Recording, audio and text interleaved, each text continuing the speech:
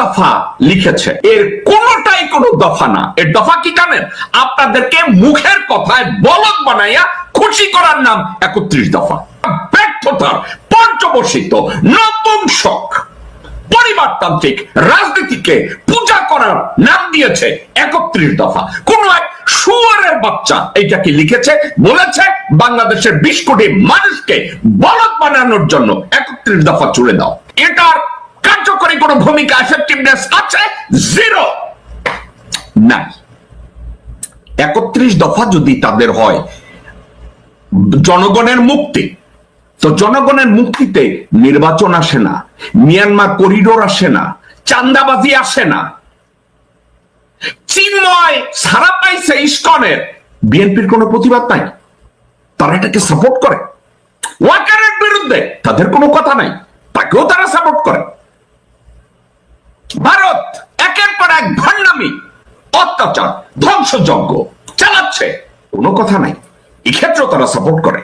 এই মুহূর্তে বিএনপির রাজনীতি বিএনপির নিয়ন্ত্রণে নাই, রাজনৈতিক দর্শন পুরোপুরি ভারতের নিয়ন্ত্রণে। বিএনপির 2-3টা জিনিস, তাদের যেটা চাওয়া পাওয়া, এটাকে যদি ইমপ্লিমেন্ট করা হয় তাহলে এর বেনিফিশিয়ারি বাংলাদেশের 20 কোটি মানুষ না, আমার দেশমাতা বাংলাদেশও বেনিফিশিয়ারি না। তাহলে বেনিফিশিয়ারি কে? প্রথম বেনিফিশিয়ারি ভারত, দ্বিতীয় বেনিফিশিয়ারি বিএনপির পরিবারতান্ত্রিক রাজনৈতিক দলের নেতৃবৃন্দ। আপনারা ভুল শোনেন নাই, বিএনপির এই মুহূর্তে যদি নির্বাচন দেয় সবচেয়ে বড় বেনিফিশিয়ারি কে? ভারত। বার্মা করিডোর অর্থাৎ মিয়ানমারে যে হিউম্যানিটেরিয়ান করিডোর নিয়ে কথাবার্তা বলা হচ্ছে, এটা যদি হয় এর বেনিফিশিয়ারি নাম্বার 1 বেনিফিশিয়ারি ভারত। দ্বিতীয় বেনিফিশিয়ারি জিয়া পরিবার, স্পেশালি বেগম জিয়া পরিবার, রাষ্ট্রপতি জিয়া পরিবার না। তাইলে হাবত 20 কোটি মানুষ, হাবত বাংলাদেশের জনগণ, হাবত তাদের চাও পাও, হাবত বিএনপির কর্মী, হাবত বিএনপির সমর্থক, হাবত বিএনপির কর্মী যারা পাট খেতে ধান খেতে ঘুমিয়েছে হাসিনার স্বৈরাচারের সময়, তাদের অবস্থানটা কোথায় যাবে? শহীদ জিয়ার যে পলিটিক্যাল আইডিয়ালিজম, তাহলে শহীদ জিয়ার আদর্শের উপরে কি বর্তমান বাংলাদেশ জাতীয়তাবাদী দল আছে? নাকি আদর্শ থেকে চ্যুত? সার্বভৌমত্ব থাকে না, আমাদের সংবিধান থাকে না, আমাদের অস্তিত্ব থাকে না। এই জন্য সার্বভৌমত্বটার সাথে যেহেতু করিডোর জড়িত, বিষয়টা আমাদের কাছে ইম্পর্টেন্ট। দর্শকবৃন্দ, গত 17 বছরে, এই 17 বছরে শুধু আমি আওয়ামী লীগের কথা বলছি না, তার আগে মঈনুদ্দিন ফখরুদ্দিন, তার আগে বিএনপি ভারতকে বিভিন্ন ভাবে করিডোর দিয়েছে, ভারতকে বারবার বাংলাদেশের অভ্যন্তরে ব্যবসা করতে দিয়েছে, বাংলাদেশের অভ্যন্তরে তাদেরকে জায়গা দিয়েছে, এই করো ওই করো, তাদেরকে পানি দেয়, তাদেরকে গ্যাস দেয়, তাদেরকে পুরা দেশটা লিখে দেয়। কিসের জন্য? স্রেফ ক্ষমতায় থাকার জন্য। তারা আকাশ পথে করিডোর দিয়েছে, নৌপথে করিডোর দিয়েছে, স্থলভাগে করিডোর দিয়েছে। বাংলাদেশের কোন রাজনৈতিক দল এটা নিয়ে টু শব্দ করে নাই। কেন করে নাই জানেন?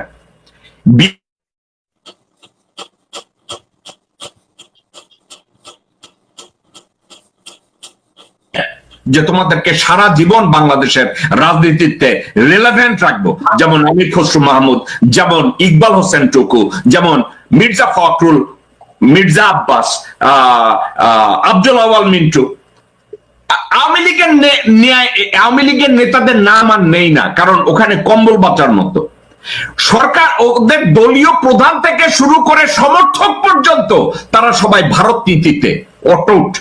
ভারতের নীতি তাদের জন্য কোরআনের আয়াত। কোন মুসলমান ইমান নিয়ে আওয়ামী লীগ করতে পারে না। তো আওয়ামী লীগ নিয়ে আর আমি কথা বললাম না, এরা এই করিডোর নিয়ে কোনোদিন কথা বলে নাই।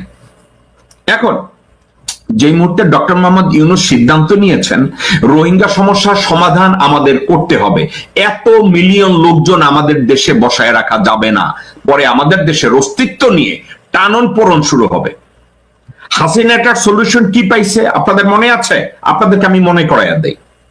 হাসিনা মাগি সৌদির কাছ থেকে বাকিতে তেল নিবে, এই জন্য 65,000 রোহিঙ্গাকে বাংলাদেশের নাগরিকত্ব দেওয়া হয়েছে।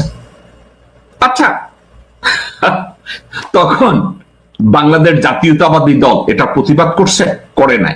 আমি জেকব মিল্টন করছি, অনলাইন অ্যাক্টিভিটিসদের ভিতরে অনেকে করছে, কে আগে করছে কে পরে করছে, দ্যাটস দ্য ইস্যু। এটা নিয়ে প্রতিবাদ আমরা করছি, কারণ বাকিতে তেল পাওয়ার জন্য সৌদি আরবের কন্ডিশনে হাসিনা মাগি 65,000 রোহিঙ্গাকে বাংলাদেশের নাগরিকত্ব দিছে। কে করেছে? হাসিনা করেছে। কে করেছে? আওয়ামী লীগ করেছে। কে করেছে? ভারতের নির্দেশে করেছে। কারণ কি জানেন?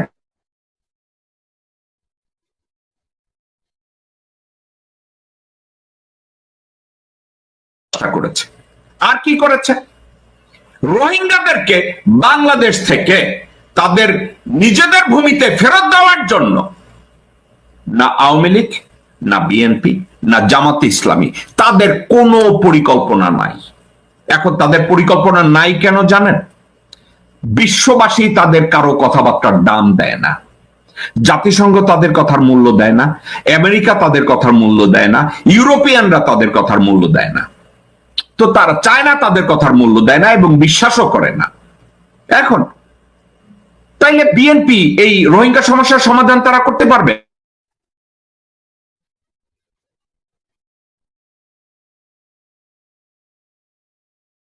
বাংলাদেশ প্রসঙ্গে, রোহিঙ্গা প্রসঙ্গে বাংলাদেশকে কোনো প্রকার সহায়তা ভারত করবে না, ওপেনলি বলে দিছে।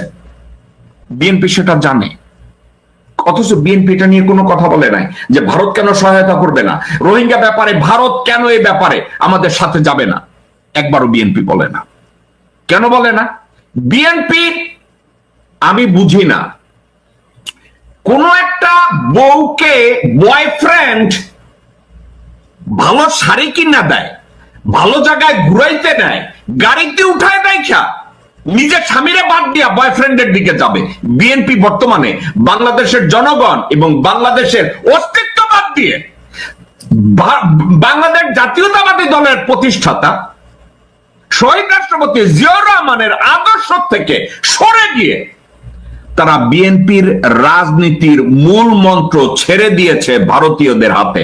ভারত যা বলে বিএনপি তাই করে, কারণ বিএনপি পরিচালিত হচ্ছে ভারতের গোলাম আব্দুল আউয়াল মিন্টুর দ্বারা, বিএনপি পরিচালিত হচ্ছে ভারতের নাগরিক এবং বাংলাদেশের যৌথ নাগরিক মির্জা ফখরুল ইসলাম আলমগীরের দ্বারা, বিএনপি পরিচালিত হচ্ছে গোর খদক মির্জা আব্বাসের দ্বারা, বিএনপি পরিচালিত হচ্ছে আমির খসরু মাহমুদ চৌধুরীর দ্বারা, বিএনপি পরিচালিত হচ্ছে ভারতের নাগরিক এবং ভারতীয় পোষ্য সালাউদ্দিনের দ্বারা। তা আপনারা ইন্ডিপেন্ডেন্ট বিএনপি কে আপনারা আর কোথায় দেখতে পাবেন? দেখতে পাবেন না। বার্মা করিডোর নিয়ে তাদের যত আলাপ আলোচনা, যা সব আকাশে। রোহিঙ্গা সমস্যার সমাধান বিএনপি জীবনেও করতে পারবে না, রোহিঙ্গা সমস্যার সমাধান আওয়ামী লীগও করতে পারবে না, জামাতও করতে পারবে না। কারণ একটা, সাবজেক্টটা আন্তর্জাতিক ইস্যু এবং আন্তর্জাতিক অঙ্গনে এই তিনটা রাজনৈতিক দলের কারোই গ্রহণযোগ্যতা নাই, কারো আস্থায় তিন দলের উপরে নাই। আমি জামাতকে ভালোবাসি, আমি বিএনপি কে ভালোবাসি, আমি আওয়ামী লীগকে ভালোবাসি, এই ভালোবাসার সাথে ইন্টারন্যাশনাল চাওয়া পাওয়ার কোনো সম্পর্ক নাই। চায়না এদের কারো উপরে বিশ্বাস করবে না, চায়না না আওয়ামী লীগকে বিশ্বাস করে, না বিএনপি রে বিশ্বাস করে, না জামাতকে বিশ্বাস করে। তাইলে এখন একটা মাত্র রাস্তা আছে, ডক্টর মোহাম্মদ ইউনূস। ডক্টর মোহাম্মদ ইউনূসকে আপনি আর আমি পছন্দ করি আর না করি, বিশ্ব তাকে সম্মান করে, আমেরিকা তাকে সম্মান করে, ইউরোপিয়ানরা তাকে সম্মান করে। তাইলে এই সম্মানটাকে ব্যবহার করে আমরা রোহিঙ্গা সমস্যাটা সমাধান করা সম্ভব। এবং ওই আলোচনায় করিডোরের সাবজেক্টটা যদি আসে, I will take the lead of Dr. Mohammad Yunus. Dr. Mohammad Yunus যদি মনে করে যে করিডোর দেওয়া বাংলাদেশের জন্য মঙ্গল, যেহেতু ডক্টর মোহাম্মদ ইউনূসের চেয়ে ভালো পরিকল্পনা আমার নাই, আমি ডক্টর মোহাম্মদ ইউনূসের পক্ষে আছি একটা কারণে, উনি বাংলাদেশের ভালো চান। উনি ওনার সিদ্ধান্ত নিয়ে যদি বাংলাদেশের এই সমস্যাটা সমাধান করতে পারে, আমি ওনার সাথে আছি। দর্শক বৃন্দের পাশাপাশি আমি একটা কথা বলে রাখি, এই করিডোরের সাথে আরো দুই একটা সাবজেক্ট আছে। আমি ডিপ্লোম্যাটিক স্বার্থে বাংলাদেশের 2-4 জন গভর্নমেন্ট অফিসিয়াল আমাকে বলেছে এই বিষয়গুলো নিয়ে আমি যেন কথা না বলি, কারণ এই কথাগুলো যদি বলি, this is the diplomatic conversation, আমি যদি এগুলো নিয়ে আলোচনা করি, এই আলোচনাগুলো ব্যাহত হবে, এই আলোচনাগুলো খারাপ দিকে যাবে। যার জন্য আমি 2-4টা বিষয় জানা সত্ত্বেও আমি ওপেনলি আপনাদের সাথে এভাবে কথা বলতে পারলাম না। কিন্তু এতটুকু বলি, মায়ানমার এবং বাংলাদেশের মধ্যে করিডোরে বাংলাদেশ লাভবান হবে, বাংলাদেশ উপকৃত হবে, বাংলাদেশের অস্তিত্ব রক্ষা পাবে এবং রোহিঙ্গা সমস্যার সমাধান হবে।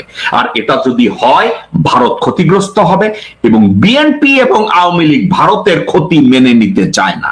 That is the bottom line. আপনাদেরকে আরো একটা কথা বলি, অ্যাডভোকেট কাজী আব্দুল্লাহ আল মামুন এই কথাটা বলেছে যে জেনারেল ফজলুর রহমান বলেছে আমাদের 7 সিস্টার্স এর উপরে দখল নেওয়া দরকার। আমি ওনার এই কনভারসেশনটাকে রেটরিক হিসাবে আমি এই মুহূর্তে ধরে নেই।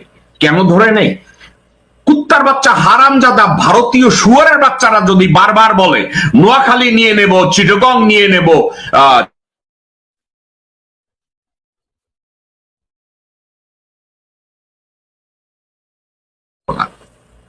সর্বশেষ জেনারেল ওয়াকার, পলাশীর প্রান্তরে মির্জাফর ওয়াকারুজ্জামানের বাংলাদেশে কোনো ঠাঁই নাই, বাংলাদেশে তার কোনো গ্রহণযোগ্যতা নাই, আর্মিতেও তার কোনো গ্রহণযোগ্যতা নাই। শুধু বসে আছে ওখানে এবং চুপ্প বসে আছে বঙ্গভবনে এবং তাদেরকে ক্ষমতায় রাখছে বাংলাদেশ জাতীয়তাবাদী দল, তাদেরকে ক্ষমতায় রাখছে আওয়ামী লীগ। দর্শকবৃন্দ, এই বিষয়ের উপরে এটা শেষ। আর একটা কথার উপরে আমি ছোট্ট একটা কথা বলে আজকে শেষ করব। যেদিন হাসনাত আব্দুল্লাহ বলেছে যে ওয়াকার ডক্টর মোহাম্মদ ইউনূসকে সরকার প্রধান হিসেবে চায় নাই, যেদিন আসিফ মাহমুদ বলেছে জেনারেল ওয়াকার ডক্টর মোহাম্মদ ইউনূসকে সরকার প্রধান হিসেবে চায় নাই, আমি ওই দিন থেকে জানি যে হাসনাত আব্দুল্লাহ এবং আসিফ মাহমুদ ওদের জীবনের উপরে অনেক একটা হুমকি আছে। তাদেরকে মেরে ফেলার চেষ্টা করা হবে, তাদেরকে গায়েব করে দেওয়ার চেষ্টা করা হবে, তাদের বংশকে ধ্বংস করার চেষ্টা করা হবে। আজকের কথাটা কেন টানলাম? গতকালকের হাসনাত আব্দুল্লাহর উপরে আক্রমণ হয়েছে গাজীপুরে, তাকে মেরে ফেলার চেষ্টা করা হয়েছে, তাকে আহত করা হয়েছে। থ্যাংক আল্লাহ, আল্লাহ তাকে রক্ষা করেছে, আল্লাহ তাকে বাঁচিয়ে রেখেছে। আমি বাংলাদেশের প্রশাসন, স্পেশালি লেফটেন্যান্ট জেনারেল জাহাঙ্গীর এবং আসিফ নজরুল, আপনাদেরকে একটা কথা বলি। 1971 সালে 7 জন বীর শ্রেষ্ঠের কাছে বাংলাদেশ যেভাবে ঋণী, ঠিক সমানভাবে 2024-এর জুলাই বিপ্লবে বীর শ্রেষ্ঠ তাদের কাছে আমরা ঋণী।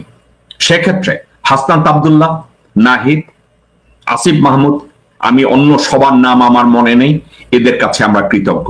এরা 22শ শতাব্দীতে বাংলাদেশের জন্য বীরশ্রেষ্ঠ। এদের জীবনের উপরে যদি হুমকি দেয়া হয়, এভাবে প্রাণনাশের চেষ্টা করা হয়, আমরা জানি এর সাথে ডিজিএফআই জড়িত, এর সাথে আওয়ামী লীগ জড়িত, এর সাথে বিএনপির গুন্ডা পান্ডা জড়িত, এর সাথে ওয়াকারের ইন্ধন রয়েছে। হাসনাত আব্দুল্লাহকে আমি বলবো,